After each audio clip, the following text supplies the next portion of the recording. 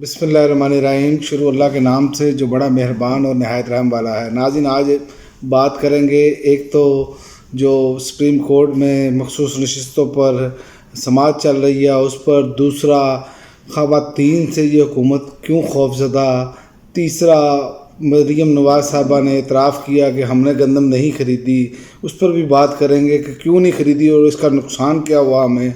और चौथा, मोदी बढ़ गया, मोदी भी मीडिया साथ मिलाकर कामयाब ना हो सका। सोशल मीडिया की अपनी ताकत है, उसने ये साबित कर दिया। भारत में भी यही कुछ हुआ क्योंकि मीडिया कंट्रोल था। सबसे पहले बात करते हैं जो इस टाइम मखसूस नशिस्तों के वाले से बातचीत हो रही है, उसमें जस्टिस मुनीब अख्तर ने तो कमाल कर दिया। उन्होंने कहा सियासी जमात को इंतहाबी निशान से महरूम करना सारे तनाज़े की वजह बनी, और उन्होंने ये बात क्लियर कर दी कि तनाज़ा किन की वजह से खड़ा हुआ, और चीफ जस्टिस साहब वहाँ मौजूद थे। और चीफ जस्टिस साहब ने कहा पीटीआई इंट्रा पार्टी इलेक्शन करवा लेती तो सारे मसले हल हो जाते। जनाब, 2 मरतबा पीटीआई ने इंट्रा पार्टी इलेक्शन करवाए और इलेक्शन कमीशन ने सहूलतकारी करके ये तय किया हुआ था कि इनको हमने नहीं आने देना, इनको निशान नहीं लेने देना, और इसमें आपकी अदालत ने पूरा किरदार अदा किया। जो आज मुल्क बुरानों का शिकार है उसकी वजह भी अदालती फ़ैसला है, ये सब जानते हैं। और उन्होंने चीफ जस्टिस के रिमार्क्स के जवाब में जो वकील हैं सुन्नी इत्तेहाद कौंसिल के, उन्होंने कहा सारे मसले हल हो जाते अगर सुप्रीम कोर्ट बल्ले के निशान वाले फैसले की वजाहत कर देते। क्योंकि इन्होंने कहा जी बाद में भी तो लोग अपने निशानात अप्लाई कर लेते, बाद में लोगों को पहले ही बल्ले का निशान वो चीज़ों से गायब था, उनमें से उनकी मर्ज़ी के निशानात नहीं दिए, आलू बैंगन टिंडे वगैरह ये चीज़ें दी गई।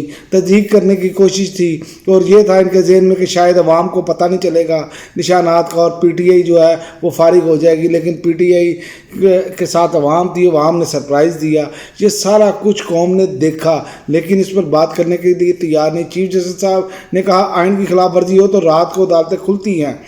इस मुल्क में इलेक्शन नहीं हुए, सबसे बड़ी खिलाफ वर्जी ये थी। आर्टिकल 6 लगता था, लेकिन ये थे, तब क्यों नहीं रात को अदालतें खुली, तब क्यों नहीं ये सारा कुछ किया गया, तब क्यों नहीं ये सारे मामलात पर बातचीत की गई कि क्यों नहीं इलेक्शन वक्त पर हो रहे, क्यों नहीं इलेक्शन करवाए जा रहे KPK और पंजाब में।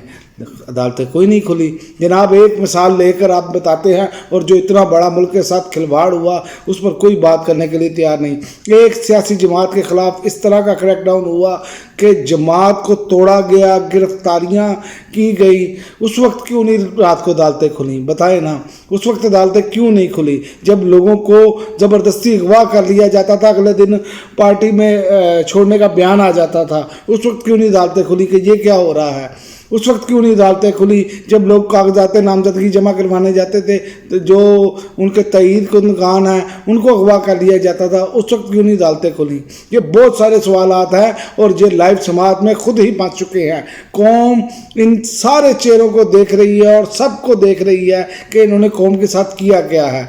लेकिन वही बात आ जाती है कि अब पीटीआई ने अदालत में कहा लेवल प्लेइंग फील्ड दी जाए, नहीं दी जा रही। क्या अदालत ने किया उस पर? क्या लेवल प्लेइंग फील्ड दी गई? सब तमाम जमातों ने जलसे किए, तरीके इंसाफ को एक वर्कर कन्वेंशन करने की भी इजाज़त नहीं थी। और पंजाब में तो आपने अभी तक नहीं करने दिया कुछ, अभी तक पीटीआई इजाज़त मांग रही है और इजाज़त नहीं मिलती। कहाँ गई अदालतें? क्यों नहीं खुली आपकी अदालतें? उसकी वजह यह है चीफ जस्टिस साहब, बड़े अदब से गुजारिश है, क्योंकि आप एक रेफरेंस की गुस्से में आज तक इमरान खान के ऊपर जो है ना वो गुस्सा निकाल रहे हैं। मुझे नहीं समझ आ रही क्यों निकाल रहे हैं। यहाँ तक कि जजों का जो बुनियादी हक था वो भी आपने अभी तक छीना हुआ है, कोई सुनवाई नहीं हो रही। और क्या लेना है? ये सब कुछ कौम को नज़र आ रहा है। और मैं आपको ये बता दूं कि ये फ़ैसला जो है ना, ये फ़ैसला कोशिश की जाएगी कि ये मखसूस नशिस्तें जो हैं तरीके इंसाफ को ना मिले। उसकी वजह यह है कि इसमें चीफ जस्टिस साहब की सेंक्शन जुड़ी हुई है। अब पता चल जाएगा चीफ जस्टिस साहब आइन और कानून के साथ खड़े होते हैं, क्योंकि आइन कहता है कि तनासब के हिसाब से सीटें मिलनी चाहिए मखसूस नशिस्तें। अब पता चल जाएगा, सब कुछ क्लियर हो जाएगा। और अब देखते हैं तारीख में अच्छे अपने कलमात के हवाले से इनको याद रखा जाएगा। ये ऐसा कोई फैसला देते हैं या ऐसा फैसला देते हैं कि तारीख जैसे बहुत सारे लोगों को बुरे अल्फाज में याद करती हैं, या ऐसा फैसला दिया जाता है। तो ये तो अब इनके अपने हाथ में है कि कौन सा फैसला देते हैं। और दूसरी जानिब आप देखें کہ ایک خواتین سے یہ حکومت اس طرح خوفزدہ ہے، خاص کر پنجاب حکومت، کیونکہ خاتون کی حکومت اور خاتون ہی خاتون سے خوفزدہ ہے۔ آپ دیکھیں جناح ہاؤس اور تھانہ شادمان کیس اور انسداد دہشت گردی داراللور نے عالیہ حمزہ ملک کی دونوں مقدمات میں جیل سے رہائی کے روبکار جاری کر دیے۔ عالیہ حمزہ کی 9 مئی کے لاہور کے تمام مقدمات میں ضمانت ہو چکی ہے، لیکن ابھی تک رہائی ممکن نہیں ہو سکی۔ یہ جعلی حکومت اور جو اسٹیبلشمنٹ ہے وہ اس قدر خوفزدہ ہے ان خواتین سے، مجھے سمجھ نہیں آ رہی کہ یہ کس طرح معاملات کو لے کر جا رہے ہیں۔ ابھی تک ظلم اور جبر تو ختم نہیں ہو رہا، اور دوسری جانب آپ دیکھ لیں وہ شرجیل رام میمن کہتا ہے کہ عمران خان وہ بری ہوئے سائفر میں، تو اس میں وہ جو شراب اور شہد ثابت کرنے والا، اور یہ اتنے کرپٹ لوگ ہیں جن کو یہ خود کہتے رہے ہیں، یہ خود تمام ادارے کہتے رہے ہیں، ان پر کیسز چلتے رہے ہیں، نیب نے کیسز ان سے وڈرا کر لیے۔ یہ وہ کرپٹ لوگ ہیں جو آج یہ کہہ رہے ہیں کہ عمران خان کس طرح بچ گیا، کیونکہ ان کی سیاسی قبریں کھدی ہوئی ہیں۔ جس دن عمران خان کا پاؤں جیل کے باہر ہوگا اس دن یہ اپنی قبروں میں دفنائے جا چکے ہوں گے۔ اور دوسری خبر یہ ہے کہ وزیر اعلیٰ پنجاب نے کہا ہے کہ جو گندم ہم خریدتے تھے اس بار نہیں خریدی، یہ فخریہ بیان کر رہے ہیں، اور ہم نے پنجاب کا پیسہ ضائع ہونے سے بچایا۔ اس وجہ سے روٹی کی قیمت نیچے ہے، بہت سال بعد مہنگائی کم ہو رہی ہے، ہم نے 3 ماہ میں مہنگائی کم کر کے دکھائی۔ یہ مہنگائی انہوں نے کم کی ہے جناب۔ پورا جو کاشتکار ہے وہ رو رہا ہے، آہیں بھر رہا ہے۔ پاکستان میں گندم کی قیمت اس لیے کریش کیونکہ یوکرین سے مبینہ طور پر لالچ کی خاطر ضرورت سے کے بغیر گندم امپورٹ کی گئی، پھر پنجاب حکومت نے اس غلطی کا بوجھ کسان پر ڈال دیا اور کسان کے ساتھ وعدے کیے گئے دام پر بھی گندم نہیں اٹھائی۔ آج کسان رو رہا ہے، بد دعائیں دے رہا ہے ان کو۔ کسی بھی ملک میں اگر یہ اسکینڈل سامنے آتا تو سب سے پہلے کسان کو بچانے کے لیے گندم خریدی جاتی، لیکن یہاں پر معاملات ہی کچھ ہو رہا ہے۔ یہاں پر تو بڑا چوبن نکالا جا رہا ہے غریب آدمی کا۔ یہ ہمارے معاملات بن چکے ہیں۔ حکمرانوں کی کرپشن جو ہے وہ سامنے ہے آپ کے، لیکن اس کو چھپایا جا رہا ہے۔ اس کا ادراک کرنا ضروری ہے۔ کسی ملک میں سپورٹ پرائز کا نہ بھی ہونا، اور ایسے مواقع وہ اپنے کسان کی ایسے مواقع پہ اپنے کسان کی مدد کی جاتی ہے، اپنے لوگوں کی مدد کی جاتی ہے، اور اسے بلا ضرورت گندم امپورٹ کرنے والے کا احتساب ہونا چاہیے۔ کیوں کی؟ لیکن ان کو کلین چٹ مل گئی، باقی لوگوں کو آپ نے پھٹے پہ ڈال دیا۔ تو یہ تو ہمارے ملک میں ہوا ہے، تو اس پر یہ فخریہ بیان کر رہے ہیں۔ اس کی وجہ کیا ہے؟ اس کی وجہ یہ ہے کہ یہ عوام کے ووٹوں سے نہیں آئے، ان کو زبردستی لا کر مسلط کر دیا گیا ہے۔ یہ ٹک ٹاک تک محدود رہ گئے ہیں۔ اپنے وہ چھوٹی سی ویڈیوز بناتے ہیں اور وہ ٹک ٹاک اور وہ فیس بک پر ڈالتے ہیں، سوشل میڈیا میں ڈالتے ہیں۔ یہ سمجھتے ہیں ترقی ہو گئی ہے، یہ سمجھتے ہیں مہنگائی کم ہو گئی ہے۔ یہ جو کر رہے ہیں، یہ قوم کے اگلے 2 ماہ میں جو چیخیں نکل رہی ہیں وہ بھی ایک قوم تیار رہے۔